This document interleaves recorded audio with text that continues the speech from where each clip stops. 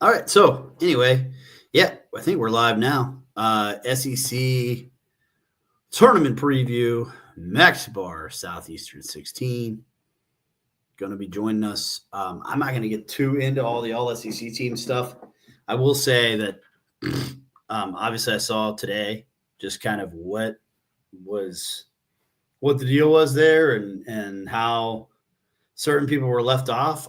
I don't think that they did a great job with any of the teams, honestly, other than the first team, which made a lot of sense. Shout out to the SEC for making people pick five on the first teams, like no participation trophies. I love that kind of approach.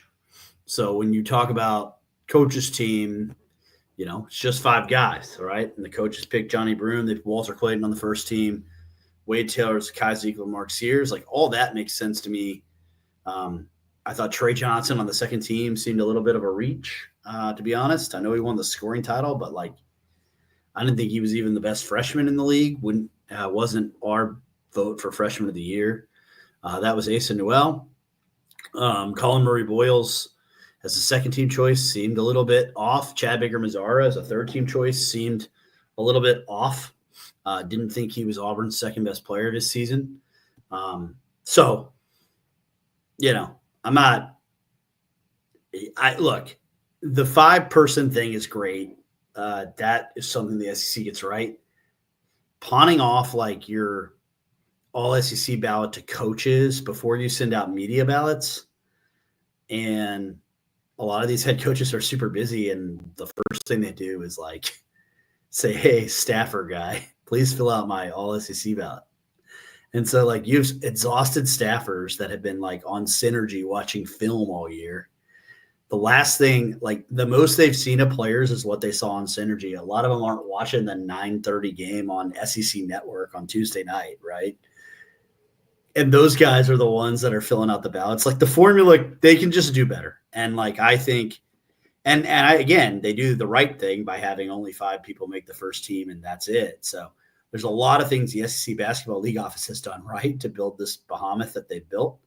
I do think maybe they could do some of this better. So that's really all I want to say about these all SEC teams. I want to bring in my dude, Max Barr, Southeastern 16.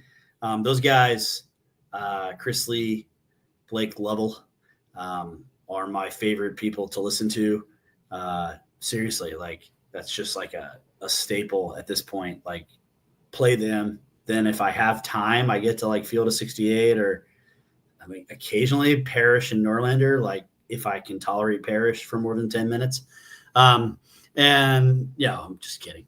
I like Gary. And anyway, these guys are awesome. So Max Barr also announced the bully ball team today. So I want to let him talk about that a little bit because that's a big deal. And we're going to preview the SEC tournament. We're just going to grind it out round by round. Talk about some of these teams. It's going to be fun. So thanks, Max. I'm so glad you're here. Yeah, well, hey, I appreciate the kind words, and if you do watch, you know how much I have your guys back here. He does. I am screaming at our viewers. Go follow, go watch Florida Basketball Hour, best in the biz. I couldn't have said it any better than you about the awards. I like what the office is doing behind all of it in the right direction, but man, oh man, I personally put a lot of time and a lot of thought into my choices just because of how impressive the league was. I felt like it was owed to the players that would earn these awards, and I thought some of them were quite far off what the consensus psycho SEC basketball fan would say that watches all the games. I'm not singling anyone out. Wade Taylor, you are a fantastic player. I personally have been the bandwagoner of A&M all year. I've watched almost every single minute of A&M. I personally think Zurich Phelps was a little bit better than Wade Taylor this year. I do. And so just seeing him first team was like me and my partner Blake Lavelle were like, whoa, we didn't see that coming. And then no Elijah Martin on the defense team. It's like, what's going on here? So I like the move to the 5 teams. I saw the Big 12 released a 10-team first team. I'm like, oh my gosh, wanted to throw up. 10 player on the first team. I mean, come on. Give me a break. But yeah, I mean, I'm right there with you. If you didn't have Elijah Martin on, I mean, do people not know that Florida had the number 2 defense in the SEC and SEC play? Like, how do you not have a guy on the number 2 defense on your all SEC defense team? Yeah.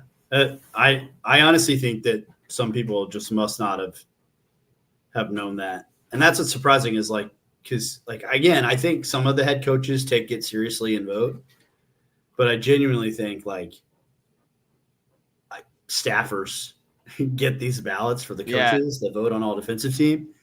And like, I don't know if or maybe they thought like, I don't know who to choose. Like maybe I choose Chenyolu, or maybe I choose Condon, or maybe I choose, but like, again, like if you talk to like the staffs, like everybody knows the biggest reason Florida's defense was able to be second in the SEC was Elijah Martin was there to like raise everyone's competitiveness level.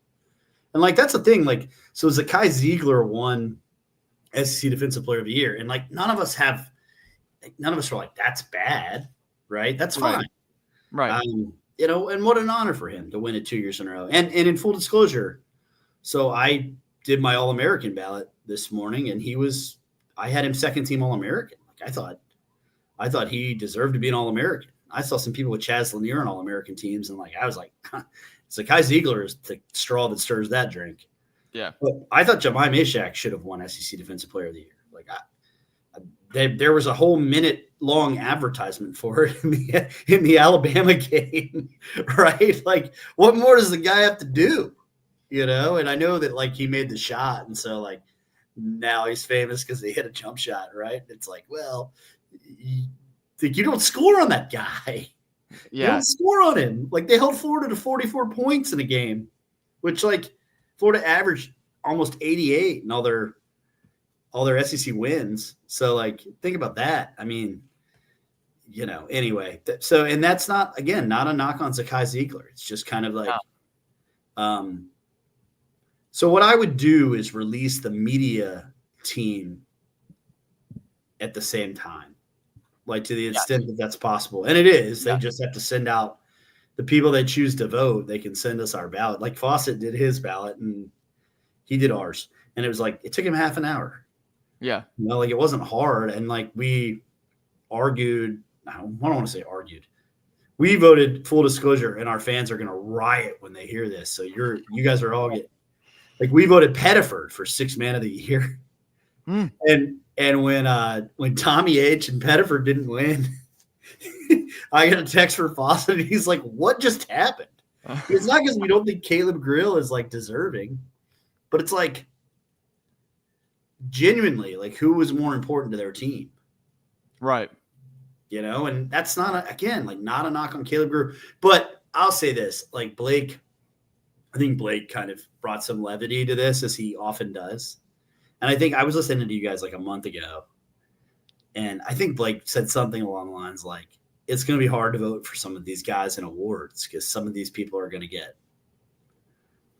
like, how do you choose? Yeah.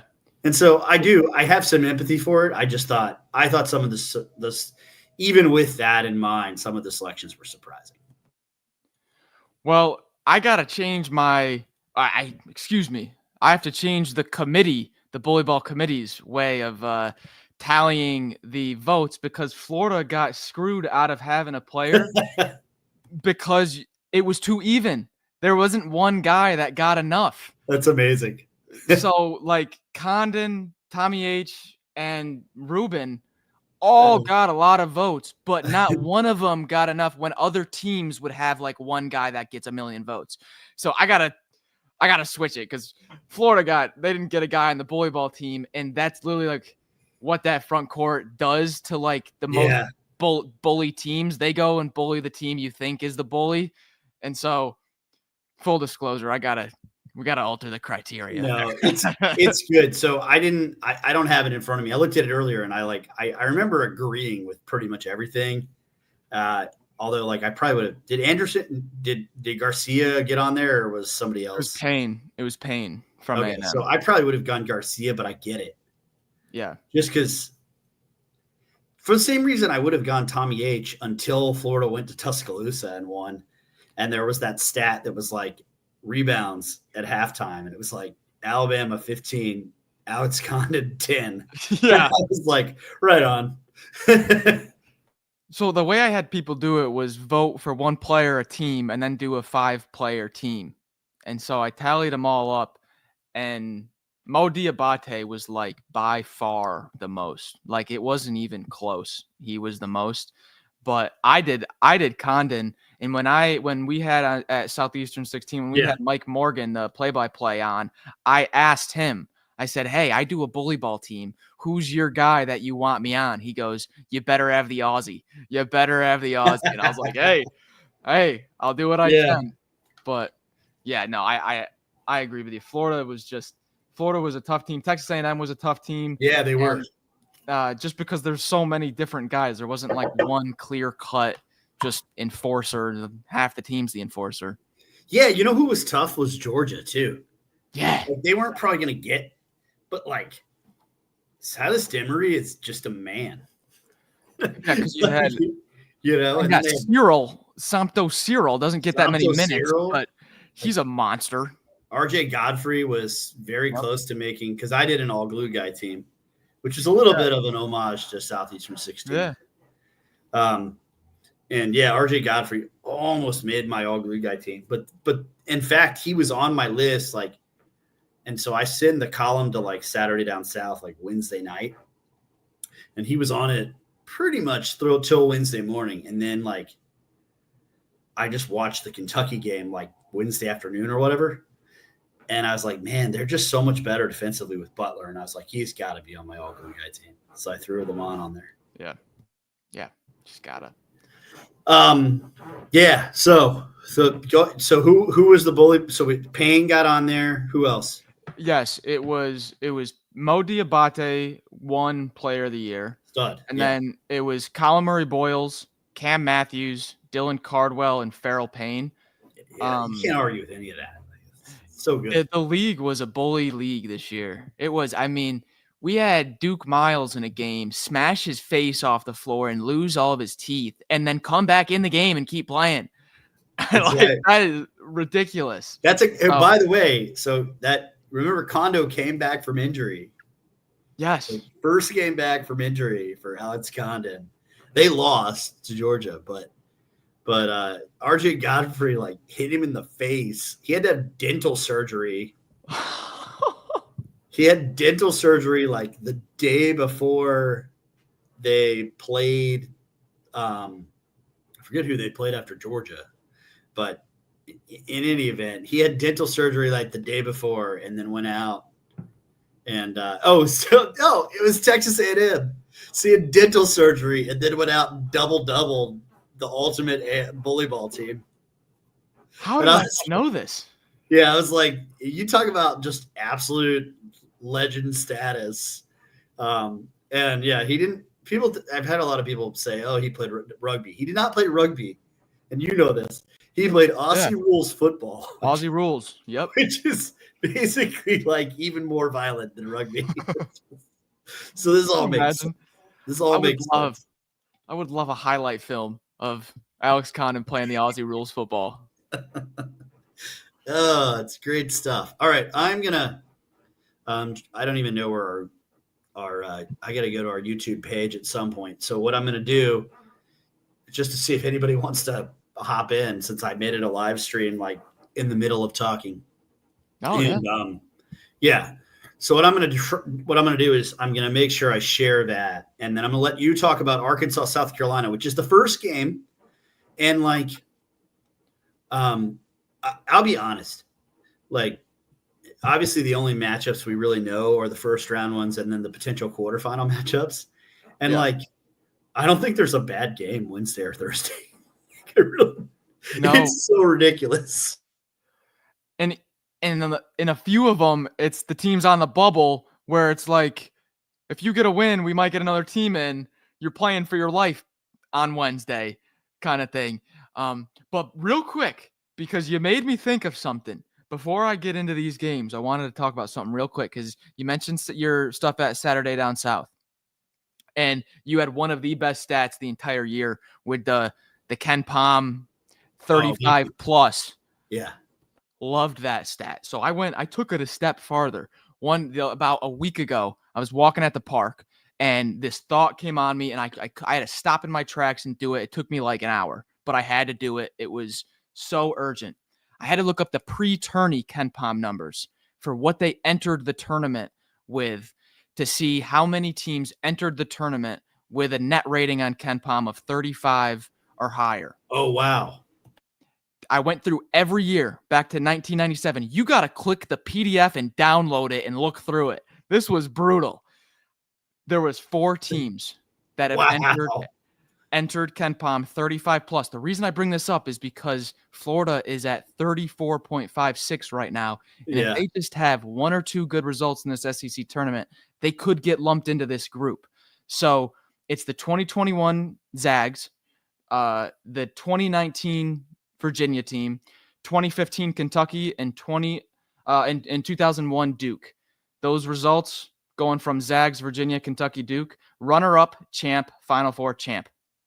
The worst result is a Final Four. If you've entered the tournament with a net rating on Ken Palm of 35 plus, the Gators are right there. Wow, that's unbelievable. And that's, I've been on this, I wouldn't even call it a crusade because I feel like it's not nice to Alabama to call it a crusade, nor is it particularly nice to Michigan State. And I've gotten a lot of pushback on that. But so 4 of the 11, right now there's 4 of the 11 best teams in the entire Ken Palm database this season. There's Duke, who's second. They're second or third now. There's Auburn, who's 5th. There is Houston, who's 7th, and Florida, who's 11th. And so my argument has been like I'm not sure why Florida isn't a lock 1 seed. Yeah. And then but I want to be fair to Alabama because they played maybe the hardest schedule ever. Yep. And I know they just lost to Florida, but I guess in theory they could win a semifinal against Florida, and then maybe the committee, while not valuing it as much as Florida's road win, says, well, it's kind of a wash. We'll err on the side of strength of schedule, which could totally happen. Or, and this is the Gary Parrish kind of angle that I don't necessarily agree with, but I'm sympathetic to this Michigan State argument, which is if they win the Big Ten tournament, then they're the champion of the regular season and the conference tournament in the second best conference. And they're going to have 13 quad 1 wins, 9 of which are in quad 1A. So I keep telling people this isn't necessarily an indictment of any of these teams. It's a year where there's 6 1 seeds. Yep. And Tennessee would probably be a 1 seed in a lot of other years. So maybe even 7 1 seeds. And there's just 4 spots. It's not, I don't envy the committee. What did you say? It was 4 of the all-time Ken Palm top 11, was it? 4 of the top 11, yeah. Now, Alabama they're not anywhere in, I thought they're not top 25, right? Nor is Tennessee. After Florida, there's a big drop. A drop. Yeah, Tennessee's closer than Alabama, but they're still not. But 4 of the top 11 is ridiculous. So if predictive metrics, and that's the problem with Duke, right? It's hey, if predictive metrics are so important, that's fine. But at what point do they not become that important? And we just start looking at quad 1 wins, which Florida has way more than Duke, blah, blah, blah. You get the whole thing. Anyway, I don't envy the committee's job. We were having this conversation on a live stream the other day. Is Ken Palm broken? How is there 30 plus years of this analytics site, and this year has this many records broken, but then you think of this is the 5th year after 2020 where all the COVID kids are still in school on the last year, and then Duke just happens to have the top 3 most efficient freshmen in the country all on the same team that all happen to be taller than 6'6". Yeah. So there you go. Yeah. What a time, man. All right. So South Carolina, Arkansas. Yes. John Calipari, Seth Greenberg announces that he's done his best coaching job in forever. And then they lose by 800 to the Gamecocks in Colonial Life, which I think everyone in the history of the world, except for Southeastern 16, was stunned by this outcome.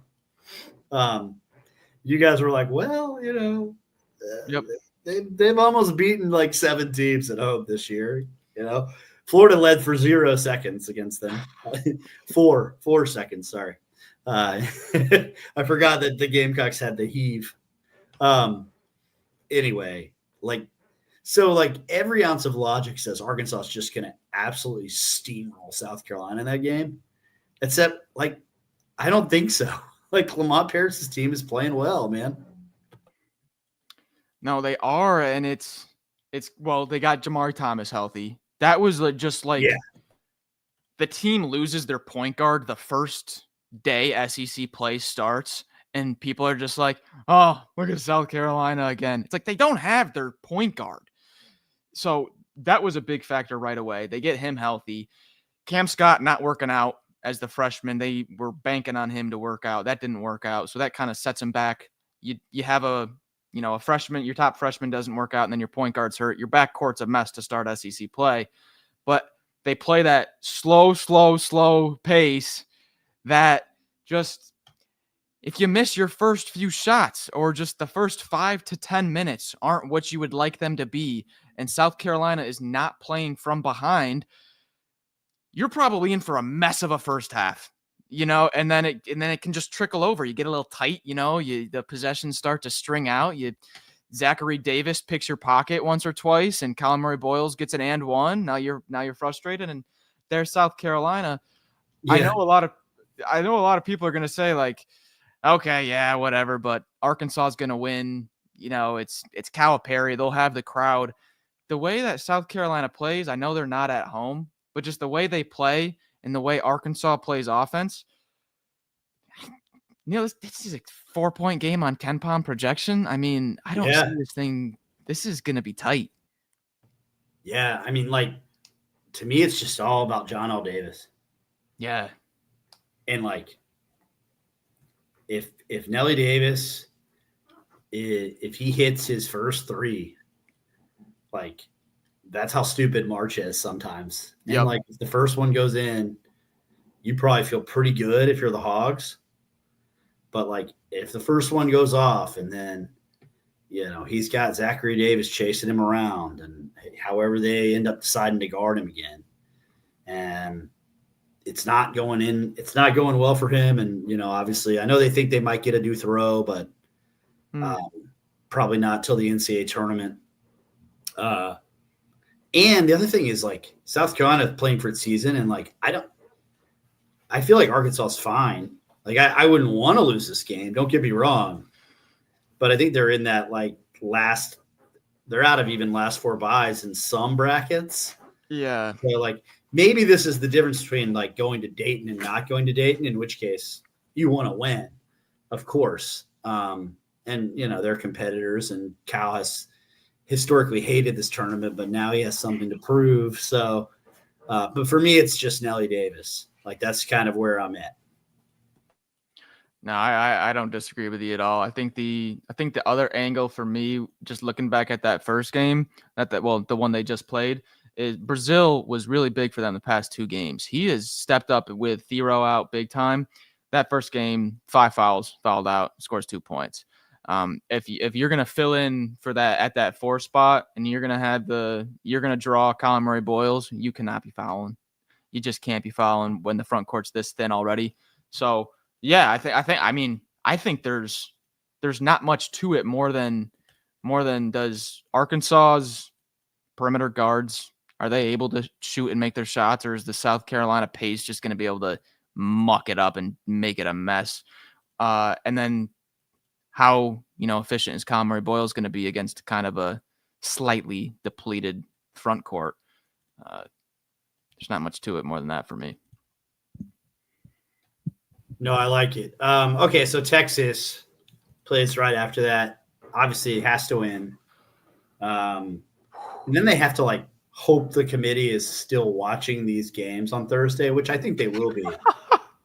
My sense of the committee is that they don't stop watching until Friday night. So, yeah, Vanderbilt, and that's the thing. Like Vanderbilt is not playing for nothing. Like if you're Vanderbilt, you want to get out of that 8-9 game, and I think maybe because of the quality of their wins, they can still get to that 7 line. And honestly, like what teams have given Texas trouble? Teams that are like disruptive defensively, Vanderbilt, and teams that don't necessarily have to score in isolation, Vanderbilt. And it's one of those games where Trey Johnson could get 28, and like if I'm Vanderbilt, I'm like, fine, I'll shut the water off on everyone else. Yeah, in the first matchup, Tremont Mark didn't play, and he has been monumental in some of their big wins, just kind of being a secondary scorer off of Trey Johnson in the backcourt, that is. And so that's going to be a little wrinkle that wasn't in the first game. But this little branch here, this Texas, Vanderbilt, A&M, Tennessee little progression, throw your hands up. Yeah. Vanderbilt's beating all of them. Vanderbilt's beating Texas, Vanderbilt's beating A&M, and they've beaten Tennessee. So would you, if someone says, I'm picking the 12 seed Vanderbilt to go all the way to the semis or the quarters, and do you think I'm crazy? Well, they've already done it to each team already. So no, I mean, they most certainly could. And it's going to be in Nashville. They're going to have a nice crowd. So that little strip, Texas, Vanderbilt, A&M, Tennessee, that's my little strip of chaos right there. And then you also still have a Trey Johnson that can go off. Jordan Pope, he hasn't done it in a long time, but is capable of the kind of explosion. Kaluma, Tremont Mark, like you said, So that little region right there, I think it sets up well for Auburn, just because whatever comes out of that, I feel like Auburn is gonna sit up nice for them. No, I couldn't agree more. And by the way, like Fielding the 68 has Lucas Hawkins has Texas in next 4 out. So like they're not even in first 4 out status right now. So that's like, I mean, they've got to get that dub or else they're going to wherever they're going, the Crown, the NIT, whatever you want to call it. They're headed there. So that's one that they've got to get. Looking at the bottom half of this bracket, this is where it gets super interesting to me, just because like we got Missouri that is obviously kind of limped down the finish line for whatever reason, mostly because they can't guard for some reason. And it's weird because when they got big wins, they guarded fine. Yep. And then you got Georgia, who is, I think, top 20 in Torvik in the last month. From an efficiency standpoint, I think getting Tyron Lawrence back and just having like one extra guy who can hit a shot, who can break a guy down one-on-one, which Blue Cane isn't doing, my friends. Right. Like that has been everything for them. And I don't know, like Oklahoma has played really well their last few games, but I don't know what version of them shows up. They're last 4 in right now still. So kind of sitting on the edge of that bubble. I mean, I don't know. This is an interesting little pod, but LSU Miss State to me just seems kind of straightforward. It just seems like not a tremendous matchup for LSU. And I know they showed signs of life in Baton Rouge in the last month, but they've just been not good away from home, period. LSU is just so ridiculously banged up right now that, I mean, it's not even fair, to be honest. You had I mean, you had Corey Chest, who was stepping in for an already injured Jalen Reed, and who had some really good offensive rebounding rates, some nice like physicality numbers that show up on the efficiency stats. And then you lose him also. So now you're playing your 6'5" transfer Jai Bailey at the 4, trying to make things work. Just they're decimated right now. Mississippi State does have a 3-point defense that leaves a lot of holes open. If you can draw and kick, so maybe it's like a Cam Carter or Jordan Sears just parade, and it's like, oh my gosh, there's some magic. But yeah, like you said, I think that's probably the matchup out of the first 4 games that's just like, okay. That's the one. That's the one. Really, out of the first 8, I feel like that's the one where I'm like, I think Georgia Oklahoma is going to be, man, that's going to be a great game. Yeah, and in like the heart in me, the SEC fan in me, the guy that has watched a million hours wants Oklahoma to win this game to get them in.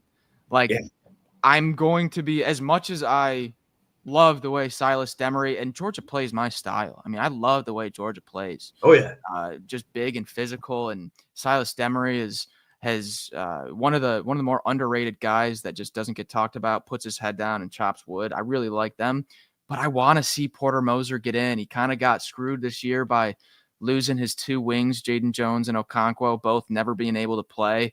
He's playing undermanned the whole year, already with one of the cheaper rosters in the conference. And how many games did Oklahoma, like, they were right there so many times. They should totally already be in by now with the amount of opportunities they had. So the SEC fan in me is pulling for the Sooners. I want to see them get into March. Yeah, KenPom and Torvik has it as a 1-point game. Georgia's 22nd in Torvik in the last month. I mean, like they're playing good right now. And you know, I lean that direction, but you know, the first game between these teams, Georgia won 72-62. It was nip and tuck for 30 minutes, and then Georgia kind of overwhelmed them really in the last 8. And Asa Newell was magnificent in that game. 15 points, couple of blocks, bunch of rebounds. Like, he was so good. And, the thing that I guess I would pay attention to is, like, Jeremiah Fears had, like, his first bad game in college there. He was 1 of 7, scored just 2 points. Like, it was a mess. And obviously we've all seen what Jeremiah Fears has looked like now that it's March and they've had to win some games. They were real close to beating Ole Miss too. I don't know what I think in this. And the reason I feel like that matters so much, quite honestly, is like those are really fascinating matchups for Kentucky. Like, if you're Kentucky, you would much rather play Oklahoma. Like, I don't think we all saw what happened the first time they played Georgia. And that was with Jackson Robinson and healthy Lamont Butler without the torn labrum. I don't know, man. It's tough to play a disruptive team without a real point guard. And it's even harder to play a team that, like, they're like Georgia's real Achilles heel is that they will turn the ball over. But Kentucky doesn't force turnovers. Right. So, like, it's not a great matchup for Kentucky. I don't think anyone wants to play Georgia right now. I don't think anyone wants to touch them. The Gators probably want to play Georgia pretty bad. Well, otherwise, you're right. Yes.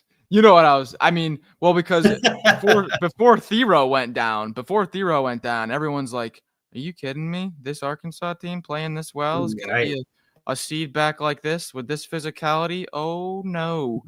I feel like Georgia's kind of creeping into that, like, all right, well, hey, they did beat the Johnnies back in November. They are playing pretty well now with Lawrence back.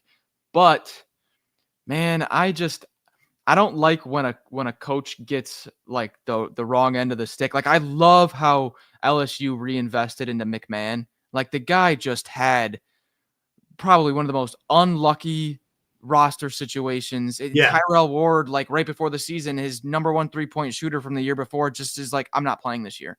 You're like, okay.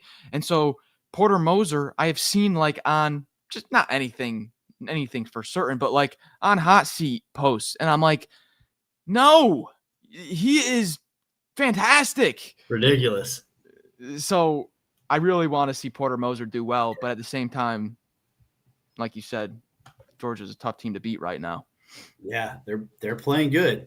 They're playing good. Now, Fielding the 68 has them with a bye now. So they're out of the last 4 in, and at least that. But I just feel like if they lose in the first round of the SEC tournament, that might, that's not where you want to be, because there's going to be bid thieves. There's going to be bid thieves. Drake avoided one by beating Bradley. Yeah, that was one that was avoided. I was watching so Pepperdine St. Mary's is a game tonight that I think a lot of people have circled, because like St. Mary's and Gonzaga are in. So nobody's stealing anything there, but these WCC semis are kind of interesting. Yep. Yeah. So let's talk Miss State, Mizzou. Let's say we're both with Miss State advancing. So like, where are you on concerned about Missouri? Because I'm getting to like 7 out of 10 range. Yeah, it's been bad. You see the Torvik numbers on that defense lately? I'm sure you have. Yeah, they're very bad. Very bad.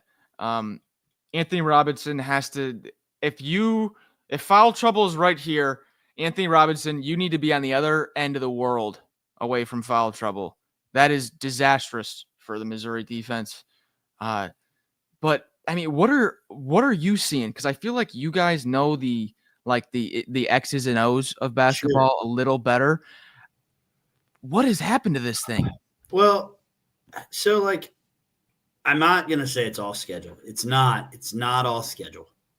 That is not true. Because we saw them. So like, if you watch, and I know you did, but for our listeners, like Kentucky scored 4 points in the first 6 minutes of the game against Missouri. And it looked like, oh, okay, they got their mojo back a little bit. And so like what Dennis Gates does is very FSU at the pantheon of like, or the halcyon days of Leonard Hamilton, right? Where they're going to blitz every single ball screen. They're going to mix in some matchup zone. But they also are really good. The way that they blitz ball screens, they're going to take you out of any sort of dribble handoff, any sort of zoom actions, and push you back and try to make it harder for you to get into what you want to run. So that's what was happening to Kentucky. Like they just couldn't get into any of their actions, right? Well, earlier in the year, their help defense was just matter-of-factly better. I thought their kind of one pass away help was really, really good. And this time, what Kentucky did is they just started back cutting everything. They're like, oh, okay, we're not going to be able to run our dribble handoff actions, which we use to get like way downhill because we don't have a real point guard, right? Florida does a lot of this. And it really bothered Florida for a half in Gainesville, which is why Florida lost to them. Now, Florida adjusted and scored 50 in the second half, right? But you can't get behind by 21 against anyone in this league. Anyway, and as soon as like Mark Pope, they called a timeout and like they came out and they ran a little back cut play, baseline cut, and got a layup. And I texted Flosset and I was like, uh-oh. Like the adjustments have worked. And they are not like the other thing I think they're not doing that I'd like to see them do. And I understand kind of maybe it's the end of the year. Maybe maybe there's some fatigue. Maybe who knows? Whatever it is. Yep. I'd like to see a little more Marcus Allen just because of his length. And like just a couple more minutes where you play like maybe a 13 zone. Maybe you try to slow some people down another way other than just blitzing screens and hedging. Because I think at this point, the book is sort of out, right? Yeah. And these coaches in the SEC are just so good. that they have now adjusted to what Missouri does really well. And Mark Pope's like tutorial the other day was that case in point. Now, Mississippi State's a weird one because, like, as bad as Missouri has been on defense, like this Mississippi State offense is on the struggle bus, Max. Not only is their offense on the struggle bus, but just anything regarding the 3-point line, Mississippi State is just struggling. I've never seen. I know they're not 16th in the SEC in defensive 3-point percentage. They're 15th.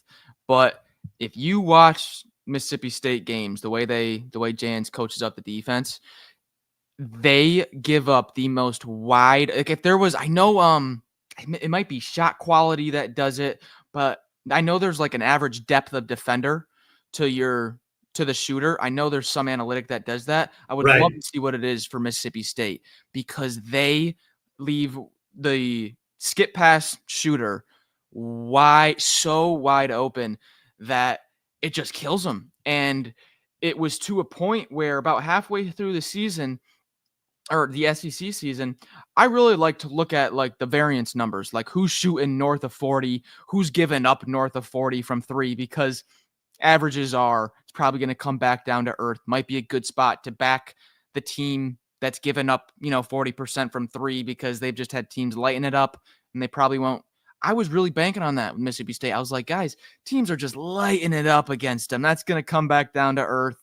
Believe me, this is a Mississippi State defense. And it's just the way it's schemed up. It leaves that skip past 3 wide open. And like you said, the playbook's out now. And I haven't seen anything from Mississippi State that's telling me they've fixed their perimeter 3-point defense. No, me neither. And they got absolutely annihilated in the hump by Missouri. Yeah. Like that's the other thing. Like, so this is not, at least the first time around, certainly did not prove to be a very good matchup. Now, Missouri shot 49% from 3. But again, like, that's kind of what has happened to Miss State all year. Like, you might say that's an aberration, except that it's not. Like, they're, what are they, 326th in the country in 3-point defense? Yep.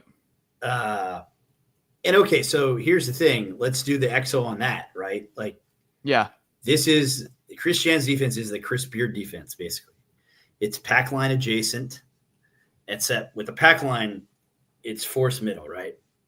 Yep. And then shoot over you with 2s, contest 3s with length.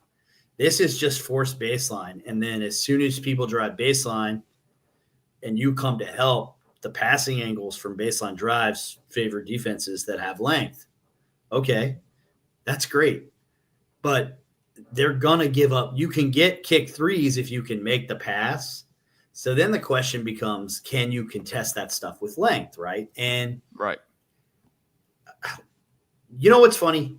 Like, Max Bohr and I had a show before the season began, and we said, has a team ever – I forget exactly how we put it, but all I remember was we were talking about, like, man, these guys had Tolu Smith and DJ Jeffries, and I feel like we're not appreciating that enough. And you know where we haven't appreciated it enough? Their ability to help on the 3-point defense. Like, especially like, okay, Tolu can help disrupt those passing lanes, but DJ Jeffries and just his ability to close out on shooters, man, like, it's just a monster. And we saw a couple teams, Florida and Missouri in particular, that just lit them up on kickouts. Yeah, I mean, if Missouri shoots well, I don't know. I think it's good night, Irene. And Missouri, again, is like, it's been so bad, but you look at that roster and how deep they are, and you go, God, if they could just get their confidence back. Yep. I don't know. Yeah, another thing for Mississippi State that kind of, it's like a domino effect. When Kanye Clary went down, forced Cam Matthews to initiate more of the offense, have the ball in his hands a lot more. He had his career high assist rate. Yeah. He last year in conference play, he went over 35 minutes like once or twice, a few times. He's doing it on the regular now. If you watch Cam Matthews at the end of the games, it's hands on knees, bent over, gassed. Absolutely gassed. The way Cam Matthews built 6'7", 240. When you're 6'7", 240, you're not meant to be playing 38 minutes a game initiating the offense. So that kind of took away from his, glue guy effect. He went from being the glue guy to having to be doing super glue guy. And, you play 38 minutes trying to do everything, you get tired. That's a great point. All right, a couple more of these games, Wednesday, Thursday games. Thursday, we're both in that Texas A&M Vandy camp. Yep. All right, this is like the third or fourth thing I've said on this that's going to get me like mentions, but dang it, I'm starting to believe in the Aggies again. I'm starting to believe that they yanked me one way, now they're sucking me back in, Mac. You just got to know what to expect. You just got to know what to expect when you're going into the Aggies. All right. If you're expecting to get a Missouri-Florida game when you're watching Texas A&M Tennessee, you're going to be very disappointed and probably frustration and a little bit of anger in there as well after the ball clanks off the back of the rim 20 times. If you know what you're going into, you can really enjoy some Aggies basketball. But no, jokes aside, A&M, the thing, everyone's just going to go, offensive rebounding. That's all they do. They just offensive rebound. They got one of the best defenses in the country. And it's because they've got one of the best defensive guards in the country at 6'4", 200 pounds. Zurich Phelps is pretty much maybe, I don't want to say Florida's version of Elijah Martin, but he kind of is in the sense where he's a guard that came in and just skyrocketed the defensive efficiency. So I feel like A&M gets a bad rap because their offensive efficiency numbers are so bad. I know they are, but that's what they got with the roster, and they find a way to make things tough. And if you look at their history in the SEC tournament, for some reason they love playing in Nashville. I think the past 3 years they've gotten to the semis or the quarters. It's either one of the two. They've won multiple games 3 years in a row. I know that. Yep. They've been good. They were good. I mean, I think they were 20 on Florida last year in the semis. But Denzel Aberdeen went nuts. Yeah. But yeah, no, man.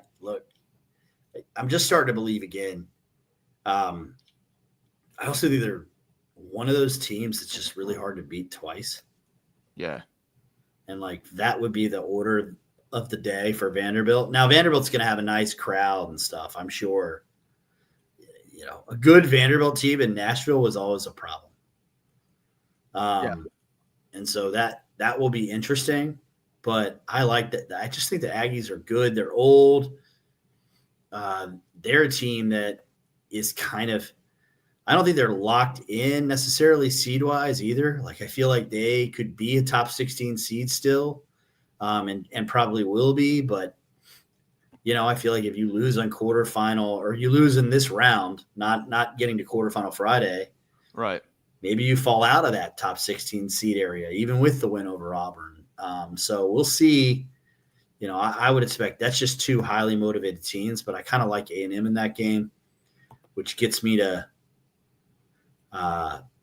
Ole Miss and Arkansas, which, man, how stupid is it that Chris Beard and John Calipari coach against each other in the second round of the SEC tournament? It's just, I love how the bracket is set up too, where it's like the slugfest teams are at the top and the run and gun, we're going to score 100 are all at the bottom. It's like they made the matchups. They made them for the people. Yeah. You don't need your coffee for the Ole Miss Arkansas 10 p.m. game. If it's reversed, I'm going to need caffeine.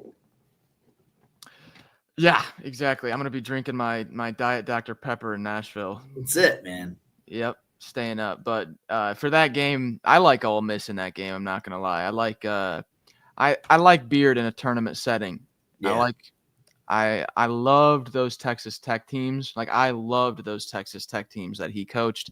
And then I picked the Texas team that he then wasn't able to finish the year. But I picked that Texas team to go to the Final Four before they dropped to Miami. I just when you're on that neutral floor and you have that Beard defense that forces a few turnovers, and then it's either like Morel, Padula, whoever makes a few threes.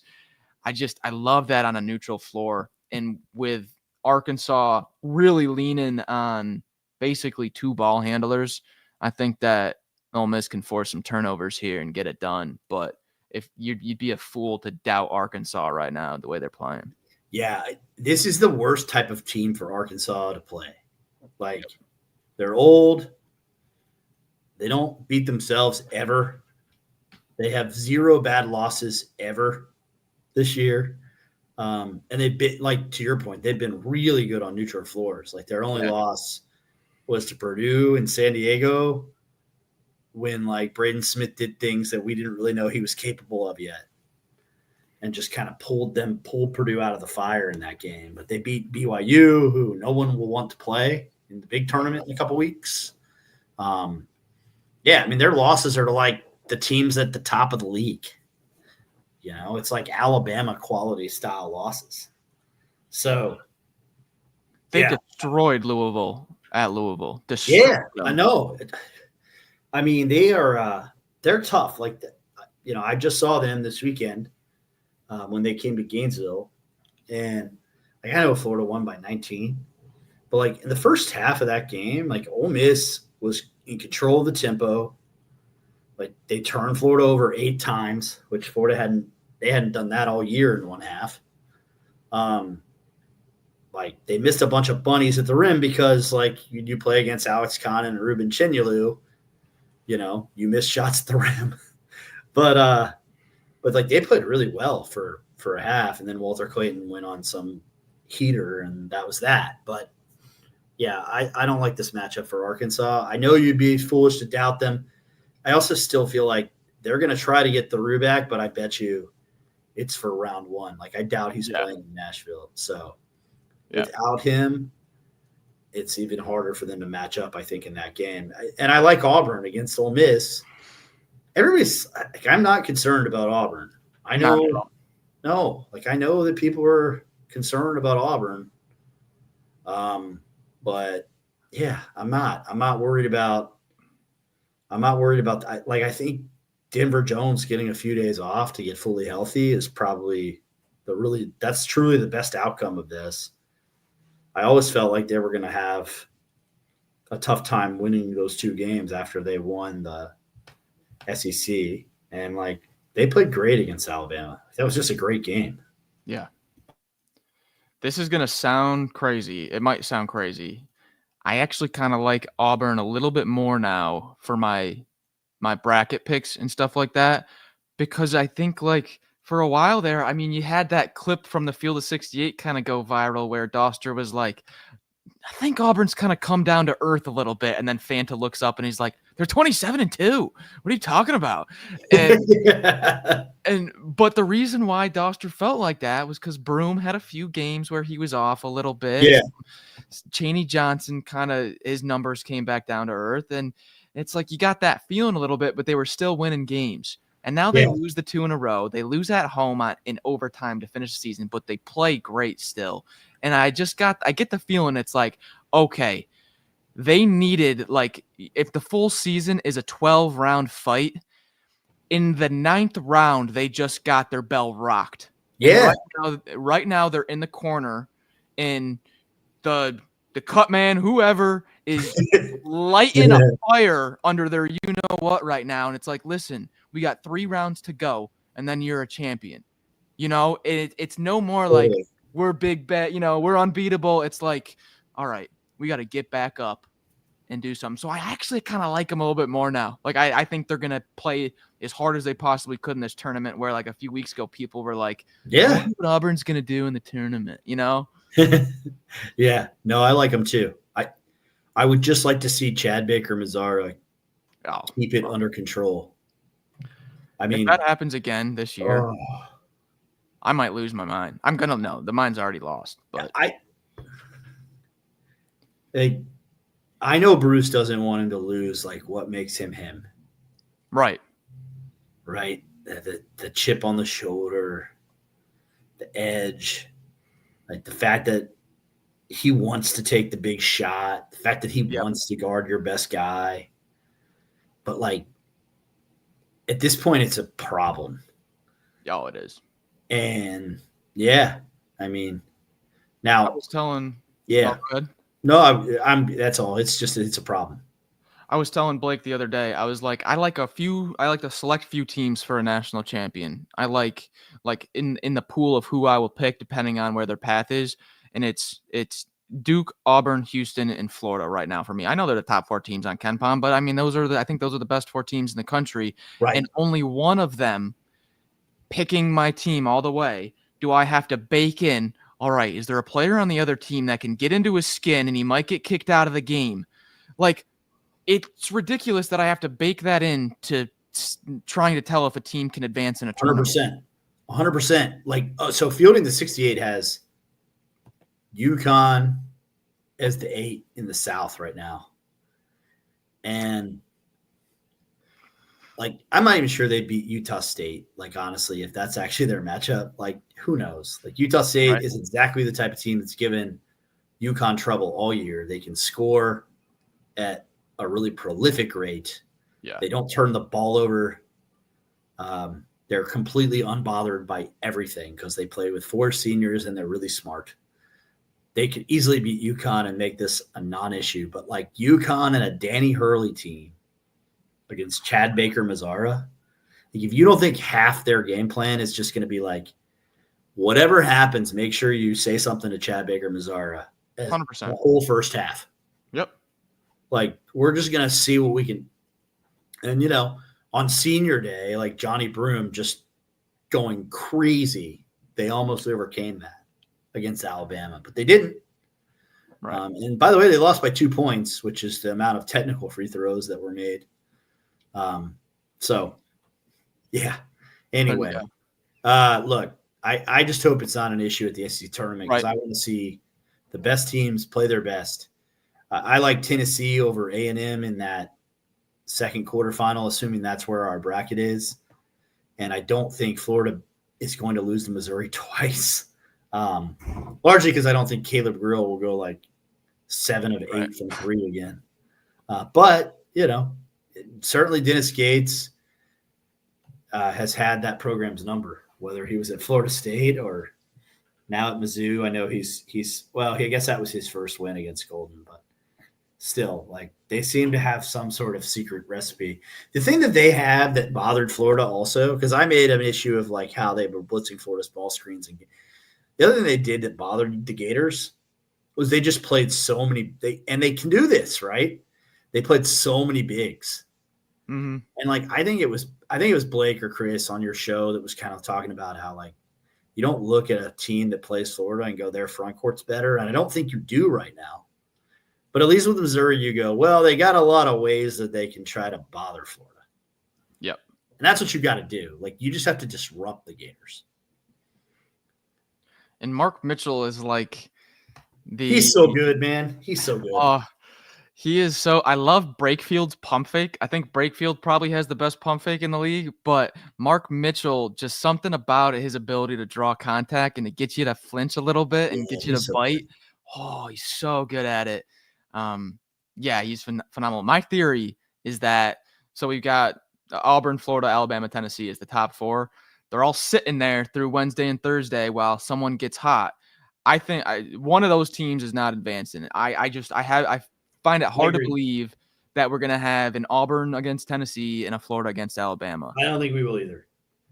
And I think I will say this so our listeners are all very clear. And this is why I need Fawcett. He reins me in sometimes. The non-top 4 seed semifinalist is coming from the bottom. It will either be the Gators losing to Missouri again and just being like, well, for whatever reason, that team just bothers us. Or it will be Alabama not defeating Kentucky 3 times because it's hard to beat a great team 3 times. I think you nailed it on that one. I think Kentucky is a team that people kind of wrote off with all the injuries and some of the losses that they were taking. Yeah. It took Mark Pope one game with the same lineup to get something going, and they're rolling. Yeah. They're rolling. Did So, you see? I tweeted something. And what'd I you want to see? hear. I want to hear what you have to say about Kentucky. But they're top 10 in Torvik in the last month, and Wow. since Lamont Butler came back, when he came back, they were 108th in defensive efficiency. I don't know where they are now. They're in the good. 50s. They're in the 50s, Max. They're 55. Yeah. Yeah, they're starting to guard. They were in the 120s, I remember, at one point. I remember seeing 1-2 start their defensive efficiency, and right now they're 55. Yeah. I had Amari Williams on my second team. No, I had Otiga Owe on my second, and then I had Amari on my third. But the sentiment was there for Amari. I absolutely loved him. Speaking of bully ball earlier, Amari Williams he's got a great I'm gonna lower my shoulder and just put it right through your sternum and see if I can get close to the basket as I can. Amari Williams is a beast. But yeah, I mean, also, did you see the quote from Andrew Carr? I think it was post game. No. Some reporter asked him like, "You look like pretty good out there. Like, how are you feeling?" And he was like, "You have no idea how injured I was. Like, I'm feeling great right now." He was like, "I'm feeling great right now," but he was like, "I was hurting bad." And so I'm not saying they're going to the Final Four. I'm not. But like, I think they're going to the second. They could, and I think they're going to the second weekend. Like, I'm sharpieing them to the second weekend. Yeah. Why would you want to pick against them? Yeah, so I don't know. Like, I feel like Florida or Alabama will lose in the quarters. Yep. I haven't decided who I think that will be yet. I will say this. And I can say this because I'm throwing this episode behind a Patreon wall, at least initially. I got a text today from someone in the Florida program after the awards teams came out. Oh, boy. And all I said was, "You have no idea the fire that just lighted under all of us." And I said, "Well, you guys have won 9 of 10 and you're one loss. Like, you overcame a 26-point deficit on the road and almost won." And he said, "Yeah, now we're mad." Hey, I love it. I'm here for it. Yeah. I'm gonna go. I know you have your slight PTSD from a few games ago. Well, not a few games ago, but earlier in the year. Yeah. With Missouri. Right. But I can't see it, man. I can't see it right now. I think Kentucky has basically a home crowd, and they pull off an upset or two. But for me personally, right now, after we broke down the bracket this morning, looked at it the night it broke down, or the night it came out, we broke it down. And after all that, what I'm realizing is I'm going to be very surprised if it's not 1 versus 2. Yeah. So I think I've been leaning Auburn, Florida most of the week, which that'd be awesome. I mean, that would be so great. I don't want to rule out Tennessee. Yeah. Because the game in Neville was so close and because it's Rick Barnes. True. And like, I want to see, like, is Denver Jones okay? Right. Because I feel like the biggest thing that happened in the first game was Chad Lanier hit the transition 3 that put them up 5. But otherwise, like, Denver Jones didn't lose him all night. And so that was that, right? It was either Zakai Ziegler figured something out or that, and Milicic has been pretty good the last month and a half. Other than that game, And then the little bunny he missed against Ole Miss, where my heart broke for him because that sucks. Scream right after. He was so pissed. Yeah, that just sucks, man.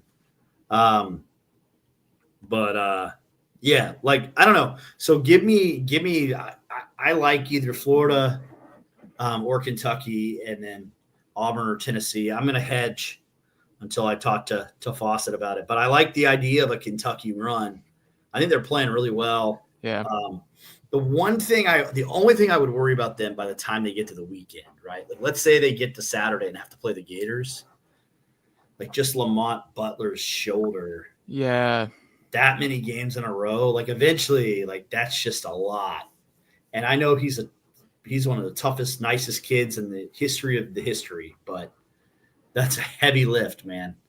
And then Jason Walter Clayton playing your fourth game or third game in a row. Man, that sounds like a tough deal. So, and that would come after a war with Alabama. Yeah, and it would come after chasing Mark Sears for that sounds like just not a lot of fun. So like it seems like a game where like Kentucky could get a nice, maybe even a lead, and then Florida just does kind of what they do, which is come at you in waves, and eventually you will. But that's the other thing. Alabama would have to beat them 3 times, and like those 2 games have been tight. Like that is not easy to beat a really good team 3 times. So I don't know. I'm with you. I wouldn't be surprised if Auburn cut down the nets again. I think they're that good. I think they're going to come in motivated too, like you said. But we'll see. We'll see. It's going to be fun. I think this is going to give us a good idea of what to expect for March Madness, just in a sense of like, how much can you trust the team? Like, does Texas A&M lose to Vanderbilt first game? And you're like, oh no, well, they're going to be a 5 and they're going to get UC San Diego as a 12. And I'm going to be pulling my hair out, Yeah. So, or does Texas A&M, win by 20 and they out rebound them by 30 and you're like, okay. Stuff like just with those kind of middle teams, Ole Miss, A&M, Missouri, Kentucky, I feel like we'll learn a lot. I don't know how much our opinions are going to be changing on the top 4, though. No, that's a great point. With A&M, like the NCAA tournament really is truly about matchups. Yes. Yeah, my daughter's roaming around. She's listening to the show. Yeah, like there was one bracket a week ago. We did a gut bracket like you guys, inspired by Southeastern 16. And there was Texas A&M Akron on it. And we were like, oh, we love Akron. We were like, they have no chance against Texas A&M. Like, none. Their tallest player is 6'9". Yep. And he plays 6 minutes a game. Like, they have no chance. And, but then there's other ones where like, Michigan State, Texas A&M in round 2. We're like, A&M has no chance against Michigan. They are going to lose by 20 points. And anyway, so you're right, though. It's a great point. Max, man, thank you. Everybody follow Southeastern 16. Max, tell everybody where they can find you. And Max, I'll see you in Nashville, I guess, Friday. Yeah, I'm driving tomorrow. I'm driving to Nashville tomorrow. Yeah. Love it. I'm taking the double buy. Nice. Yeah, I don't blame you. Southeastern 16, you know the drill. You can find us all your podcast, YouTube stuff. And then I'm Max Barr, CBB on Twitter. You can find the Bully Ball Awards that we just released. But Florida fans, I need you next time to just vote for your one guy. Don't spread it out over the whole team so then none of them get selected. Just follow these guys. Make sure you do like get into their golden chats and all that stuff. Support Southeastern 16, Blake Lovell, Chris Lee, Max Barr. Max, thanks, man. Beers on me. I'll see you Friday. I appreciate it so much. Best in the biz. Thank you, buddy.